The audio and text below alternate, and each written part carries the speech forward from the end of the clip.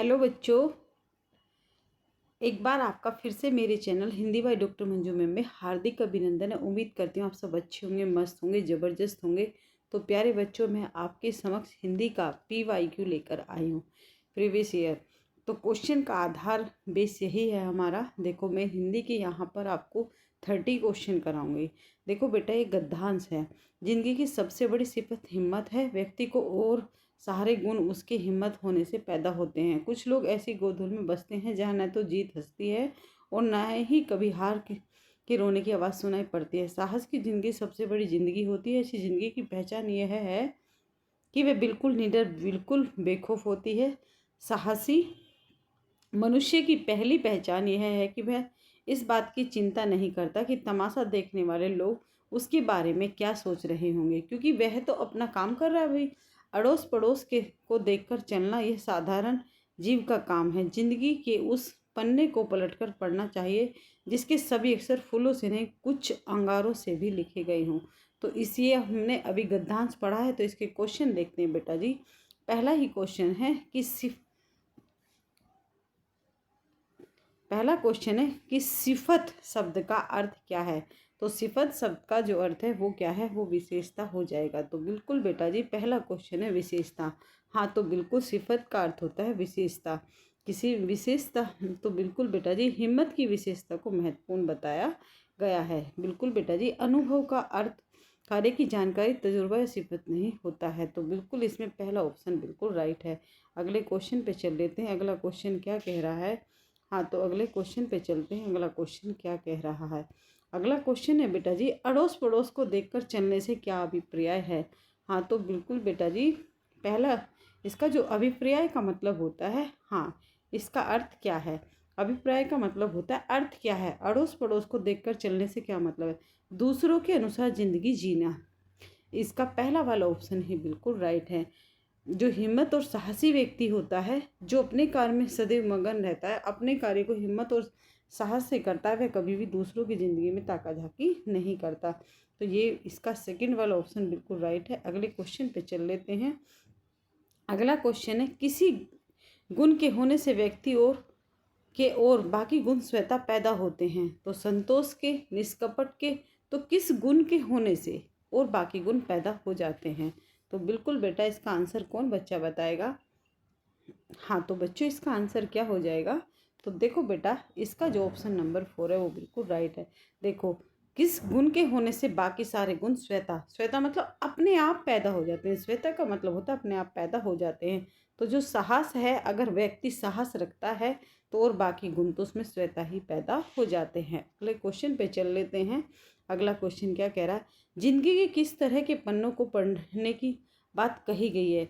तो जिंदगी, हाँ, तो बिल्कुल बेटा जी, जिंदगी की किस तरह के पन्ने को पढ़ने की बात कही गई है, जिसमें असफलताएं हों, जिसमें फूलों की सुगंध हो।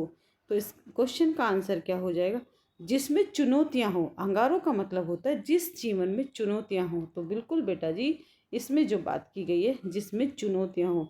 भाई, आसान जीवन तो हर कोई जी लेगा, कठिन जीवन की बात इसमें की गई है। तो अगले क्वेश्चन पे चलते हैं। अगला क्वेश्चन क्या कह रहा है, साहसी मनुष्य की सबसे पहली पहचान क्या है। तो कौन बच्चा इसका आंसर बताएगा।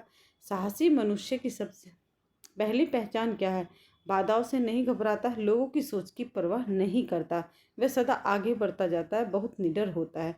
तो बिल्कुल बेटा जी, इसकी जो है, इसकी पहचान है लोगों की सोच की परवाह नहीं करता। जो साहसी व्यक्ति होता है वो हमेशा आगे बढ़ता जाता है, बल्कि वो औरों की सोच की परवाह नहीं करता। तो ये वाला ऑप्शन बिल्कुल सही है।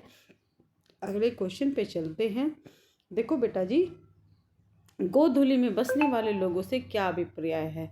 तो कौन बच्चा बताएगा। गोधूली जो है, गोधूली में बसने वाले लोगों से अभिप्राय का मतलब होता है बेटा, अभिप्राय का मतलब होता है, हाँ, इसका अर्थ क्या है। अभिप्राय का मतलब होता है अर्थ। इसका अर्थ क्या है, अभिप्राय बोले तो अर्थ है ना। तो देखिएगा, इसमें गोधूली में बसने वाले लोगों से फल की कामना न करने वाले लोग गलत है, जीवन में परिश्रम करने वाले लोग ये भी गलत है, व्यवस्था और अभाव में जीवन जीने वाले लोग ये भी गलत है, जय जय पराजय, जय पराजय पराजय के अनुभव से परे, के अनुभव से परे, है ना। तो कहने का मतलब है जो साहसी लोग होते हैं हाँ, जो बिल्कुल अनुभव से परे वो लोगों को, हाँ, अनुभव से परे लोगों को क्या कहा जाता है, गोधूलि में बसे लोग कहा जाता है। तो 4 वाला ऑप्शन बिल्कुल सही है। तो बिल्कुल बेटा जी आपने सभी ने, हाँ, ये यहाँ तक आपको समझ आया होगा। अगले क्वेश्चन पे चल लेती हूँ। अगला क्वेश्चन क्या कह रहा है, निडर में प्रयुक्त उपसर्ग नि की निर्गत अर्थ है, इसमें अर्थ बताना, इसका अर्थ क्या है। तो कौन बच्चा इसका अर्थ बताएगा। हाँ, तो नी का मतलब क्या होता है, रहित या सहित, है ना। भाई नी जो उपसर्ग है उसका अर्थ क्या है, रहित होगा, सहित होगा, सह, सह का मतलब क्या होता है, साथ होता है ना। सह, सह का मतलब सहित होता है। अधिक का मतलब क्या होता है, अधिक का मतलब अधिकता हो जाता है। तो बिल्कुल सभी बच्चे अच्छा अच्छा आंसर कर रहे हैं। सॉरी बच्चों, आदत बन गई है ना लाइव क्लास लेने की। तो निडर, निडर का जैसे निडर शब्द है तो बिना डर के रहित है ना। बिना, इसका मतलब बिना भी होता है और इसका मतलब रहित भी होता है। तो इसका मतलब जो हो जाएगा ये वाला ऑप्शन बिल्कुल सही है। उपसर्ग सदैव शब्द के आगे जुड़ता है और इसमें अभाव है, इसमें क्या है, अ है, इसमें क्या है, सह है, और इसमें क्या है, अधिक है। तो आपको यहाँ तक समझ में आया होगा। अगले क्वेश्चन पे चलते हैं। गोधूलि से तात्पर्य है, गोधूलि से क्या तात्पर्य हो जाएगा। देखो बेटा जी, मध्य रात्रि, गोधूलि का तात्पर्य क्या होता है, मध्य रात्रि, संध्या रात्रि, रात्रि बेला, प्रभात बेला। देखो प्रभात का मतलब होता है सुबह, प्रभात का मतलब क्या होता है, सुबह होता है, ठीक है ना। तो प्रभात हो जाएगा या संध्या। गोधूलि का मतलब होता है संध्या रात्रि, संध्या रात्रि को क्या कहा जाता है, गोधूलि कहा जाता है। गोधूलि मतलब जब शाम का, मतलब ना ही तो दिन है ना ही रात है, जब शाम का समय होता है तो गोधूलि का मतलब है गाँव की जो गायें हैं, मतलब वो घर को जब वापस लौटती हैं उनसे उड़ने वाली धूल को गोधूलि कहा जाता है। तो यहाँ तक आपको समझ में आ गया होगा। गोधूलि का तात्पर्य संध्या रात्रि से जब सूर्यास्त के बाद आकाश में धुंधलापन होता है उसे गोधूलि कहते हैं। यह वह समय होता है जब गाय चरगाह से लौटती हैं और उनके पैरों की धूल आकाश में फैली होती, इसे गोधूलि कहा जाता है। तो सभी ने अच्छा, यह तात्पर्य का मतलब होता है अर्थ, गोधूलि का अर्थ क्या है। तो बिल्कुल बेटा जी संध्या रात्रि हो जाएगा। अगले क्वेश्चन पे चलते हैं। रात्रि बेला रात का समय है ना। अगले क्वेश्चन पे चल लेते हैं।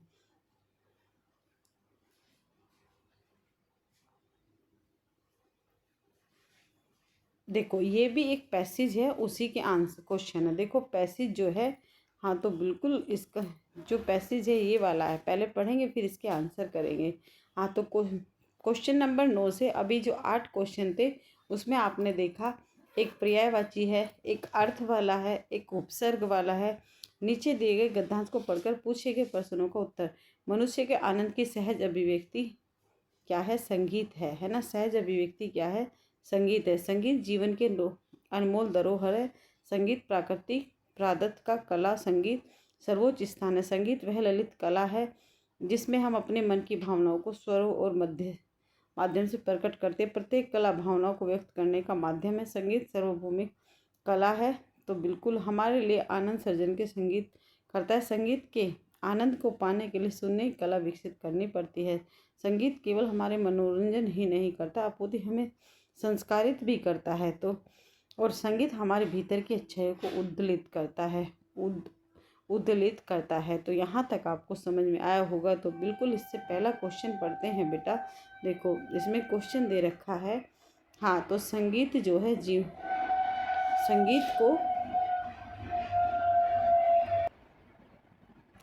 संगीत को जीवन के अनमोल धरोहर कहा गया है। क्यों कहा गया है, कौन बच्चा बताएगा। यह ख्याति प्रदान करता है, सर्व सुलभ है, यह आनंद का सर्जन करता है, यह प्राकृतिक प्रदत्त है। तो इसका जो ऑप्शन हो जाएगा प्यारे बच्चों, बिल्कुल ये वाला ऑप्शन इसका बिल्कुल राइट है, यह आनंद सर्जन करता है। तो इसका सी वाला ऑप्शन बिल्कुल राइट है। अगले क्वेश्चन पे चल लेती हूँ। अगला क्वेश्चन क्या कह रहा है। ख्याति का मतलब होता है बेटा प्रसिद्धि पाना। ख्याति का मतलब प्रसिद्धि, सुसुलभ मतलब सबके लिए आसानी से। तो इसमें सी वाला ऑप्शन बिल्कुल राइट है। अगले क्वेश्चन पे चल लेते हैं। अगला क्वेश्चन क्या कह रहा है। देखो बेटा, प्रस्तुत गद्यांश में किस कला की बात की गई है। तो अभी हमने गद्यांश पढ़ा ही था, तो इसमें किस कला की बात की गई, तो इसमें संगीत की बात की गई है। तो बिल्कुल बेटा सभी ने अच्छा आंसर, सॉरी, सभी को यहाँ तक समझ में आ गया होगा। अगले क्वेश्चन पे चलते हैं। संगीत द्वारा भावनाओं को प्रकट करने का मुख्य माध्यम क्या है? हाँ, छंद अलंकार है। हाँ, तो इसमें क्या हो जाएगा? तो बिल्कुल बेटा जी, संगीत किस में समाहित होता है? तो संगीत जो है स्वर और लय में समाहित होता है। तो यहाँ तक आपको ये वाला क्वेश्चन भी अच्छे से क्लियर हो गया होगा। अभी हमने पैसेज पढ़ा। हाँ, तो बिल्कुल बेटा यहाँ तक आपको समझ में, इसे समझने की ज़रूरत है बेटा। इसमें अर्थों को, शब्दों के अर्थों को जानना बहुत ज़रूरी है। हाँ, अर्थों का ही इसमें वो है। तो बिल्कुल इसका जो क्वेश्चन है, आप लोगों ने अभी ये क्वेश्चन किया है। हाँ देखो, इसमें स्वर और लय हो जाएगा। संगीत द्वारा भावना को प्रकट करने का प्रमुख माध्यम है, तो स्वर और लय हो जाएगा। अगले क्वेश्चन पे चलते हैं। अगला क्वेश्चन क्या कह रहा है? तो बिल्कुल बेटा जी, अगला क्वेश्चन क्या कह रहा है? सार्वभौमिक का अर्थ होता है, क्या होता है? सार्वभौमिक का अर्थ होता है बेटा, देखो, एक तो शब्दों के अर्थ को जानना बहुत जरूरी है। स्वदेश में व्याप्त, मतलब जो अपने देश में रहता हो। संपूर्ण जगत में व्याप्त, सार्वभौमिक का मतलब होता है जो संपूर्ण जगत में व्याप्त हो। हाँ, देखो, इसका आशय है कि यह किसी स्थान, विशेष धर्म या संस्कार से सीमित नहीं है, बल्कि यह वस्त्र, विचार या प्रक्रिया सभी जगह समान रूप से लागू होती है। तो इसका अर्थ ये वाला हो जाएगा। तो सभी बच्चों को यहाँ तक समझ में आ गया होगा। संगीत हमें किस प्रकार से संस्कारित करता है? तो कौन बच्चा इसका आंसर बताएगा? देखो, हाँ, मैं बताऊंगी। संगीत हमें किस प्रकार से संस्कारित करता है? हमें आनंदित करता है हमारे मन की अच्छाइयों को लेकर। तो कौन बच्चा इसका, हाँ, तो इसका जो है बेटा जी, ये वाला ऑप्शन बिल्कुल राइट है। हमारे मन की अच्छाइयों को लेकर लाकर ही के, हाँ, मन को संस्कारित करता है। तो आपको यहाँ तक समझ में आया होगा। अगले क्वेश्चन पे चल लेते हैं। संगीत के आनंद की प्राप्ति के लिए क्या आवश्यक है? तो कौन बच्चा इसका आंसर करेगा? देखो बेटा जी, हाँ, ये ऑप्शन है, ये थोड़ा सा हमारा कट गया है, क्योंकि हाँ, ये जो है इसका जो ये हो जाएगा, सुनने की कला, सुनने की कला विकसित करनी चाहिए। हाँ, विकसित करनी चाहिए। तो इसका ये वाला ऑप्शन बिल्कुल सही है, करनी चाहिए। तो आपको यहाँ तक समझ में आ गया होगा। संगीत के आनंद की प्राप्ति के लिए सुनने की कला विकसित करनी चाहिए। तो इसका ऑप्शन नंबर 4 बिल्कुल राइट है। हाँ, तो अगले क्वेश्चन पे चल लेते हैं। सर्वोच्च का संधि विच्छेद होगा। आप देखिएगा, अगर 7 क्वेश्चन लगे हैं तो 7 क्वेश्चन में से हमारा व्याकरण से भी क्वेश्चन लगा है। एक तो लगातार पर्यायवाची, तो आपको पर्यायवाची याद करने हैं, विपरीत अर्थ तैयार करने हैं, उपसर्ग और प्रत्यय तैयार करने, और आपको संधि तैयार करनी है। तो सर्वोच्च का संधि विच्छेद क्या होगा? तो कौन बच्चा इसका, तो सर्वोच्च का जो संधि विच्छेद होता है वो क्या हो जाता है? तो सर्व प्लस उच्च, सर्वोच्च हो जाएगा। तो सभी जो है, हाँ, तो संधि का शाब्दिक अर्थ क्या होता है? मेल होता है। संधि कितने प्रकार की? संधि 3 प्रकार की, स्वर संधि, व्यंजन संधि और विसर्ग संधि। तो आपको यहाँ तक समझ में आ गया होगा। अभी हमने 2 पैसेज पूरे किए। तो 2 पैसेज में लगभग हमारे 15 क्वेश्चन का अपना हमने 15 क्वेश्चन कंप्लीट किए हैं। तो लगभग 15 क्वेश्चन के हमारे गद्यांश और पद्यांश आएंगे। हाँ, तो इनके लिए सबसे अच्छा तरीका यही है कि आपको ज़्यादा से ज़्यादा इनका प्रैक्टिस करना चाहिए। तो बिल्कुल अगले क्वेश्चन पे चल लेते हैं। अगला क्वेश्चन क्या कह रहा है? देखो बेटा, भाषा की शिक्षा नीति में भाषा